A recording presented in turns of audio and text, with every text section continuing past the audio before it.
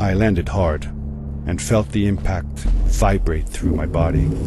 The suit had protected me, but it was in bad shape. The rocket boots were worst off. The crash had ruined the functionality completely. I knew that if I stayed here to fix them, I would probably freeze to death. I had no other choice than to press on.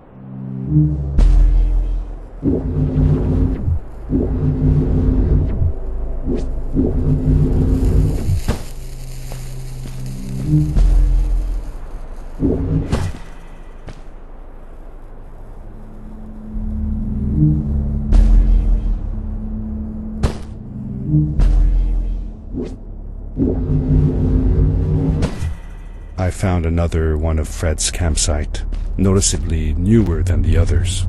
The fire was still smoldering, and I could faintly pick up the smell of the aftershave he always used. I was closing in on him. I could feel it.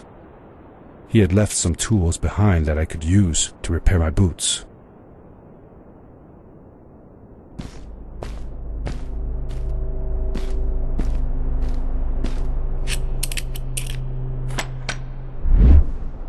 That should do it.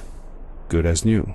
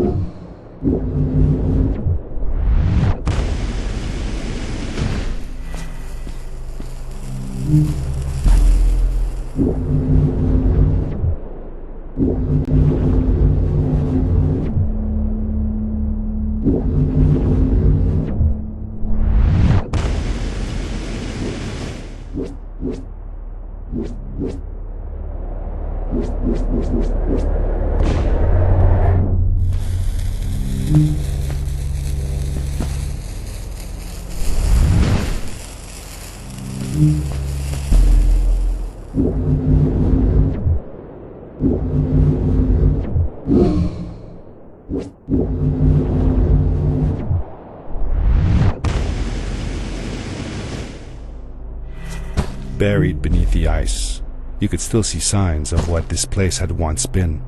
Something not unlike the caves where the village lay. The Ice Age must have come suddenly, washing over it like a freezing tsunami. Now it lay desolated, haunting anyone who dared visit, with falling stalactites, sharp icicles, and its bottomless depths.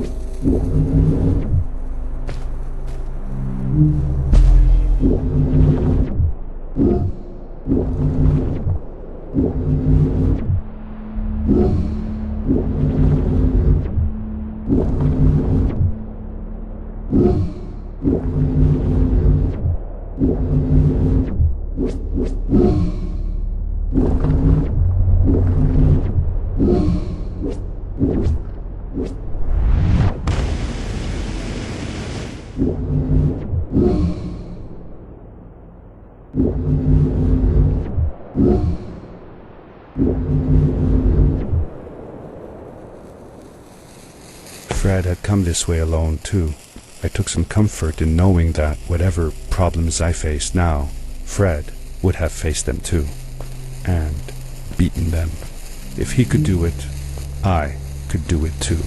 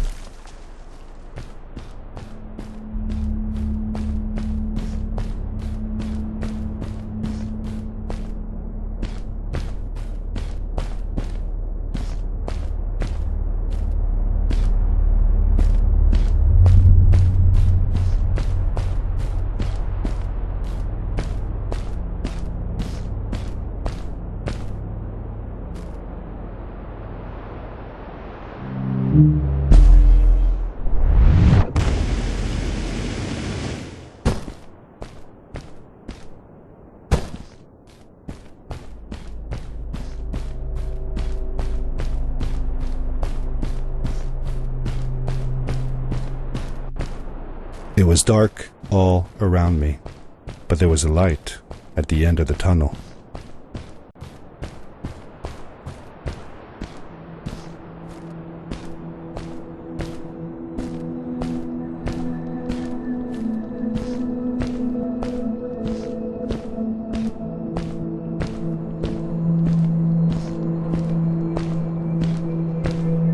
Hello? Nephew? Uncle Fred, I finally found him. My little boy.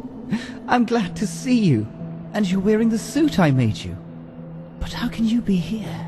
I said that I found the suit in his workshop and that I came looking for him. I'm sorry for being away for so long.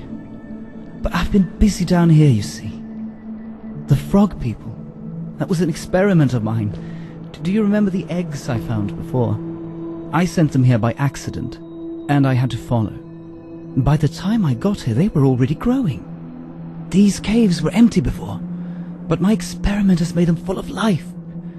I've conducted research on them and documented everything about them. And I built a new crystal-powered pad to be able to get back to my colleagues, show them how fantastic this all is. I interrupted Fred and told him about Maddie, how we came all the way to Starhaven together, and that I had promised to ask him if he would go see her there. Madeline. My little Maddie. I should have taken her to see Starhaven long ago. She was always so curious about the strays. When I left her, I wanted to protect her. Or rather, protect myself from losing her. I've changed my mind. I'm not going home. What does research or praise matter when I can be here with these creatures? They need me. And it's just as well. I don't trust this pad for more than one ride anyway. You need that ride. I didn't want to go home, and I asked if I could stay with him and Maddie instead. I'm sorry, nephew. As much as I enjoy having you here, you must go home. Explore the world on your own. Have your own adventures. I reluctantly agreed to go home. I was going to miss my uncle. I will miss you too. But I'm sure you'll do phenomenal on your own. And don't worry about me or Maddie. We'll be fine. The pad is yours, boy. When you're ready.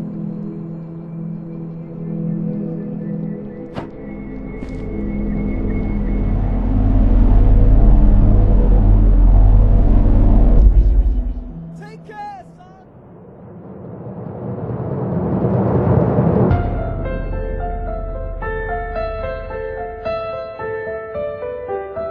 Good night, sweetie.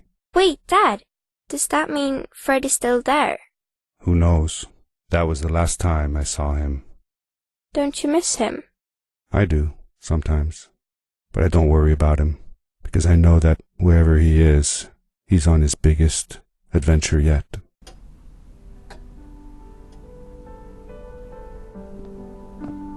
Dear Fred, today I step into the lobby of your house for the last time. My daughter asked me to tell her about an adventure, and I came to think of you. Your house looks just like my mother and I left it years ago. After you'd gone, I was sure she was going to throw out all your stuff, but she just cleaned up. We made you a small memorial.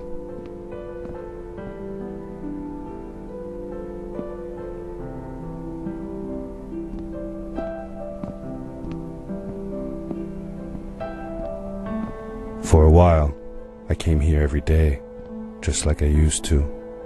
Sometimes, I could even faintly hear your voice, calling from the observatory, asking me to get you this tool or that.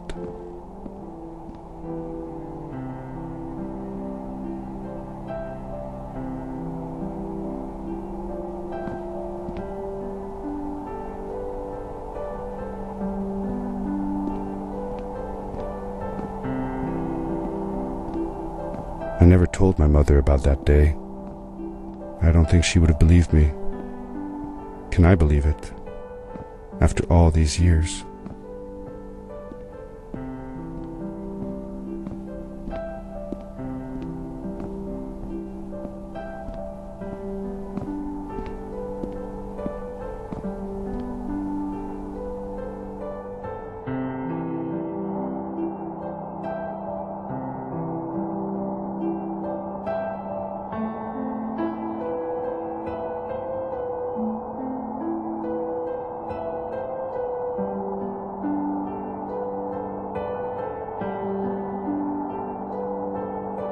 Uncle Fred, thanks to you, I have found an even greater adventure.